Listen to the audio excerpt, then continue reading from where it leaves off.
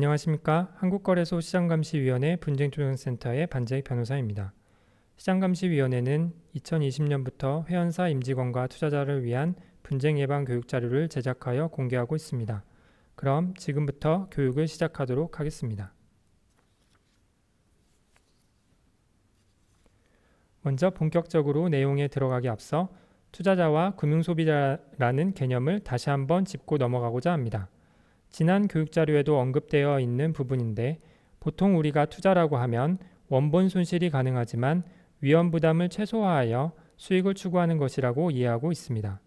그러나 투기는 위험 관리가 아닌 우연과 운에 맡기는 것이라고 비교할 수 있겠는데 따라서 투자자라고 하면 수익 추구에 앞서 위험 관리를 하는 자라고도 할 수 있습니다. 투자는 자기 판단, 자기 책임이 원칙이라는 말을 많이 듣습니다. 결국 리스크를 관리하는 책임은 1차적으로 투자자 자신에게 있다고 할 수 있습니다. 한편 금융상품 판매업자 또는 금융상품 자문업자의 거래 또는 자문 업무의 상대방을 금융소비자라고도 하는데요. 투자상품도 금융상품에 포함되니 투자자는 또한 금융소비자이기도 합니다. 정리하면 금융소비자는 사업자가 제공하는 금융상품 등을 계약하는 수동적 측면을 강조하고 있는 반면에 투자자는 위험을 관리하면서 수익을 추구하는 능동적 측면을 강조하는 개념이라고 생각해 볼 수 있겠습니다. 동전의 양면이라고 볼 수도 있는데 따라서 금융소비자를 보호한다는 개념에 투자자를 보호한다는 개념도 포함된다고 할 수 있겠습니다. 금융소비자 보호가 강조된다는 것은 한편으로 투자자 자신의 자기 보호도 중요하다는 것을 인식할 필요가 있습니다. 이런 측면에서 신설된 금융소비자보호법에서는 자신의 권리를 정당하게 행사하고 스스로 필요한 지식과 정보를 습득하는 노력을 할 것을 금융소비자의 책무라고 선언하고 있습니다. 금융소비자보호법은 그간의 대규모 불안전 판매 피해 사례 등 금융소비자 보호 필요성에 대한 사회적 공감대 확산을 배경으로 제정되었습니다. 금융상품별로 영업행위 규제가 다른 점이 있었는데 이를 하나의 법령을 통해 통일성 있게 규율하게 된 것이 특징이라 할 수 있습니다. 물론 여전히 개별 상품별로 세부 내용은 다른 점이 있습니다. 여러 가지 내용이 있지만 금융소비자의 권익을 강화하고 금융회사 등의 영업행위상 책임을 강화하는 것이 중요 골자라고 할 수 있습니다. 특히 영업행위와 관련하여 적합성 원칙 등 판매 규제의 적용 대상을 확대하였고 청약철회권, 위법계약 해지 요구권, 자료 요구권과 같은 금융소비자 권리를 신설 강화하였습니다. 또한 설명 의무 위반 시의 손해배상을 위한 입증 책임도 일부 전환되었습니다. 각종 금융상품은 각 업권별로 규율 내용과 영역이 다른데 금소법 시행으로 금융소비자 보호 측면에서 적용한 사항은 금융상품의 4가지 유형에 포섭시켜 체계적으로 규율하게 되었습니다. 이 중 장내 상품 등 금융투자 상품은 투자성 상품으로 분류됩니다. 그 밖에 연계투자, 신탁계약, 투자일임계약과 원본 손실 가능성 있는 상품은 투자성 상품으로 분류하고 있습니다. 또한 금융상품의 판매 방식에 따라 금융상품 판매업과 금융상품 자문업으로 분리하여 규율하고 있습니다. 자본시장법상 투자자를 전문 투자자와 일반 투자자로 구분하여 보호 정도를 달리 하였었는데 금융소비자도 전문 일반으로 구분하여 규율하고 있습니다. 6대 판매 규제 중 적합성, 적정성 원칙과 설명 의무는 일반 금융소비자에게만 적용됩니다. 참고로 청약철회권도 일반 금융소비자에게만 인정됩니다. 이번 교육에서는 6대 판매 규제 중에서 우리 장내시장의 투자자와 회사 간 분쟁과 관련하여 쟁점이 될 수 있는 적합성 원칙, 적정성 원칙, 설명 의무, 부당권유 행위 금지 내용을 자세히 살펴보고 아울러 금융상품 판매업자의 손해배상 책임 규정도 같이 말씀드리고자 합니다.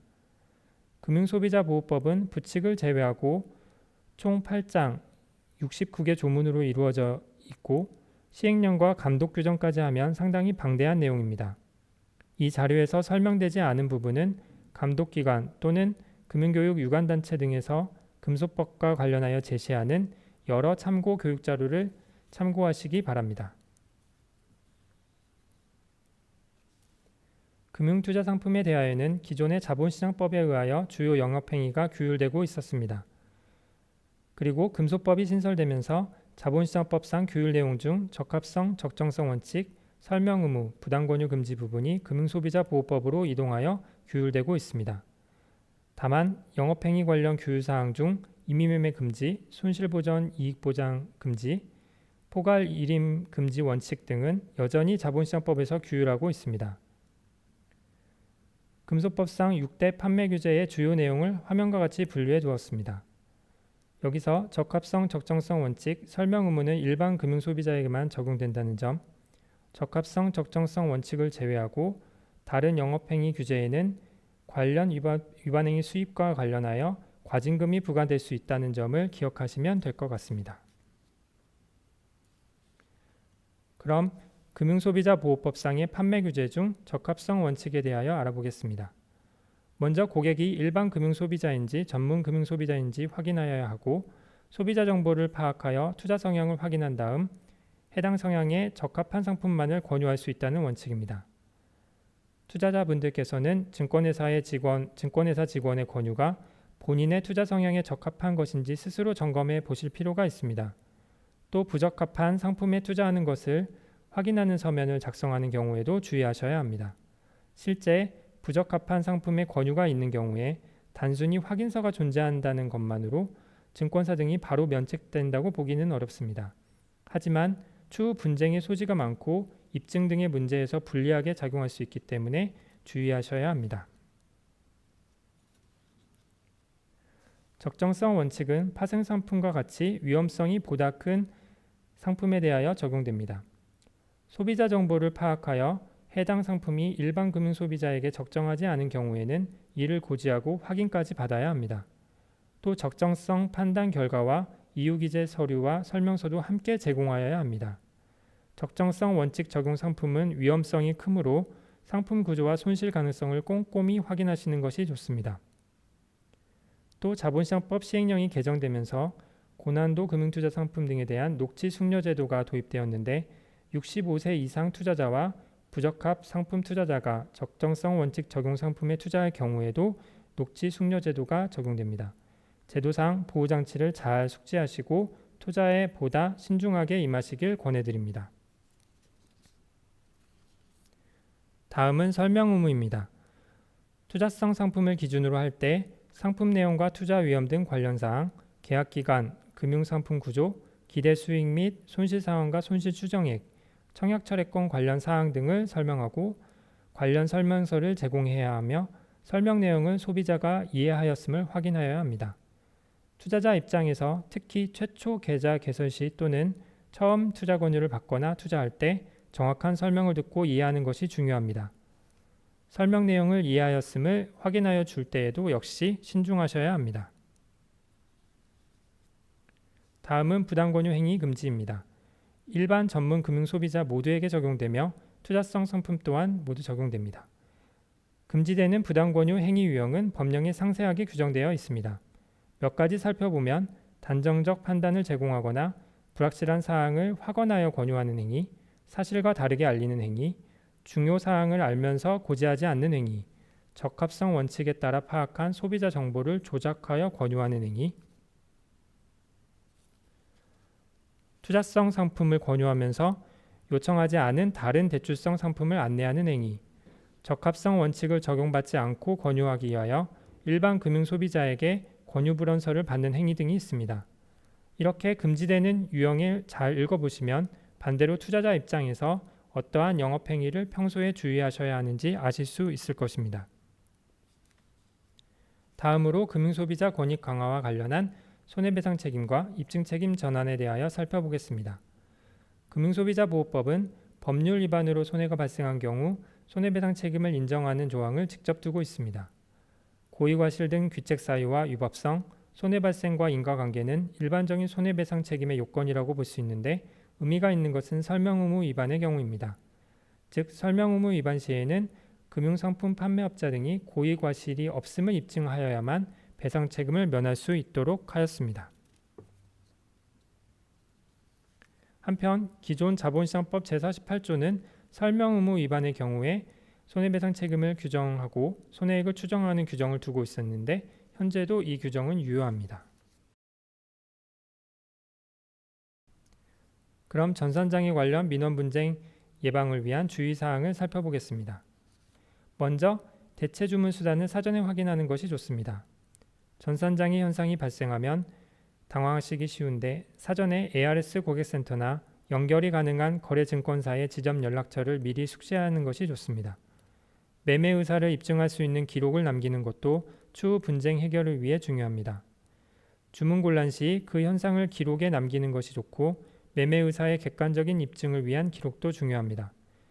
추후에 이러한 매매 의사나 실제 손해 발생 사실이 객관적으로 입증되지 않아서 손해배상을 받지 못하는 등 분쟁 해결이 어려울 가능성도 있기 때문입니다.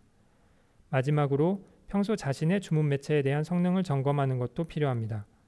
주문 오류가 증권사 전산관리 영역이 아닌 개인 전산기기나 통신회선 문제인 경우에는 배상 책임을 추궁하기 어려울 수 있습니다. 다음으로 신용거래 확대에 따른 반대매매 관련 민원 분쟁의 예방을 위한 주의사항입니다. 먼저 투자자께서는 신용거래의 위험성을 충분히 인식하시고 신중하게 투자하셔야 합니다. 신용거래는 자기 자금보다 더 많은 투자 금액을 통해 추가 수익을 노릴 수 있지만 주가가 하락하면 손실폭이 확대되고 반대매매 손실까지도 입을 위험성이 있기 때문입니다. 따라서 신용거래 결정 전에 약관과 설명서 등을 꼼꼼히 확인하고 특히 반대매매 실행과 밀접한 사항은 평소에 정확히 숙지하고 계셔야 합니다. 마지막으로 증권사가 추가담보 제공 요구를 할 경우 이에 적정히 대처하실 수 있도록 통지 내용에 유의하시는 것이 좋습니다. 그 밖에 다른 증권 분쟁 유형의 예방을 위한 사항도 간략히 정리해 보았습니다. 고객의 위임 없는 임의매매는 엄격히 금지되고 있는데 따라서 본인의 위임 없는 거래를 발견할 경우 즉시 이의 제기하는 조치가 필요합니다. 또 임의매매 사실이 인정되더라도 사후에 이를 추인한 것으로 인정되는 경우 책임 추궁이 어려울 수 있으므로 주의하셔야 합니다. 그리고 평소 본인의 계좌 비밀번호 등을 스스로 잘 관리하는 것도 기본적인 예방 수칙이 되겠습니다. 1인 매매는 증권사 직원에게 고객 계좌를 포괄적으로 위임하는 경우를 말합니다. 사적인 1인 매매는 극히 예외적인 경우를 제외하고는 금지되는 것이 원칙입니다. 물론 우리 판례는 1인 매매의 사법상 효력 자체는 인정하기 때문에 투자 손익은 고객에게 귀속됩니다. 다만 이름을 기화로 과다한 거래 손실이 발생한 과당 매매의 경우에는 일부 손해배상이 가능할 수 있습니다. 하지만 1인 매매는 과당 매매, 계좌 방치로 인한 손실 확대 등과 같이 많은 분쟁의 씨앗을 품고 있는 건전하지 않은 투자 형태입니다. 1인 매매는 피하시길 당부드립니다. 그 밖에 부당권유 유형과 관련하여서는 앞서 금융소비자보호법에 대한 설명을 드린 내용을 참고하시고 상품 특성을 충분히 숙지하여 자신의 성향과 상황에 맞는 합리적인 투자를 하시기를 당부드립니다. 또 참고로 금융투자업자가 투자 손실을 보전해 준다거나 이익을 보장해 준다는 약정은 무효입니다. 물론 손실보장 약정 등을 통하여 특정 상품을 권유하는 행위 자체는 부당권유에 해당할 수 있겠습니다만 무효인 약정을 이행하라고 요구할 수 없다는 사실을 명심하시면 좋겠습니다. 저희가 준비한 교육 내용은 여기까지입니다. 추가 문의사항이 있으신 경우 언제든지 한국거래소 분쟁조정센터로 연락 주시기 바랍니다. 감사합니다.